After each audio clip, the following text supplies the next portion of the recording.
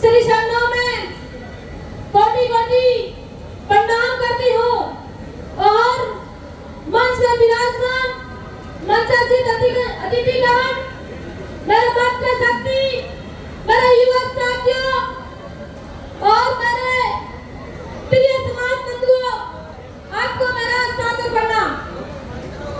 हम सब जानते हैं कि आज हम इस पावन अवसर के श्री चेतेश्वर भगवान सर्वना के प्राण प्रतिष्ठा के महोत्सव के साक्षी बन रहे हैं।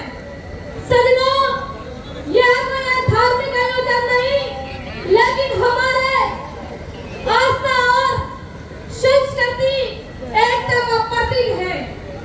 सजनों, मैं आपके समाज की बेटी वसुंधरा निवासी दूधिया आज मैं आप सभी के सामने एक महत्वपूर्ण विषय लेकर आई हूँ। सजनों, आप सभी जानते हैं कि शिक्षा ही वो शक्ति है, कि शिक्षा ही वो शक्ति है जो समाज को आगे बढ़ाती है। लेकिन सजनों, जब तक समाज की बेटियां शिक्षित नहीं होगी, तब तक हमारा समाज पूर्ण रूप से प्रगति नहीं कर सकता। सजनों, मेरा आपसे अनुरोध है कि आपको पता ही है कि साइकिल के 2 पहिए होते हैं। यदि साइकिल का एक पहिया टूट जाता है तो वह साइकिल नहीं चल सकती। इसी तरह समाज का भविष्य भी पुरुष और स्त्री के कंधों पर टिका हुआ है। इसलिए मेरा आपसे निवेदन है कि अब आपको यह सोचना होगा कि अपने बेटों के साथ साथ बेटियों को भी शिक्षा का अधिकार दे।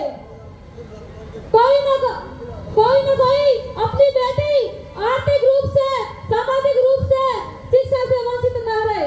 हमारे क्षेत्र में अधिक से अधिक बालिका अवश्य स्थापित हो। मुझे पता है और मुझे गर्व है कि आज हमारे समाज की बेटियां कई डॉक्टर बन रही हैं और मुझे तो हमारे समाज की बेटियां IAS और IPS बननी चाहिए।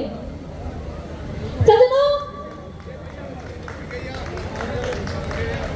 आज हमारा समाज कई कुरीतियों के कारण धीरे धीरे ग्रस्त में जा रहा है, जैसे कि बाल विवाह, मृत्यु भोज, जातिवाद, पहनावावाद, क्षेत्रवाद, भाषावाद, इन सबको हमें रोकना होगा। जैसे कि बाल विवाह, घर में बड़ी बेटी की शादी होती है, उनके साथ साथ हम छोटी बेटी की शादी कर देते हैं। जब उन बच्चे को समझ ही नहीं है, जब उन बच्चे को कॉपी किताब और स्याही वाले हाथों से रंगना होता है और आप उस बेटी को शादी के बंधन में बांधकर उसे मेहंदी वाले हाथों में बांध देते हो, उसे मेहंदी वाले हाथों, फिर अपना यह समाज आगे कैसे बढ़ेगा? सजनों, मेरे समाज के अंदर विकार और टांग की सही बात हो गई है।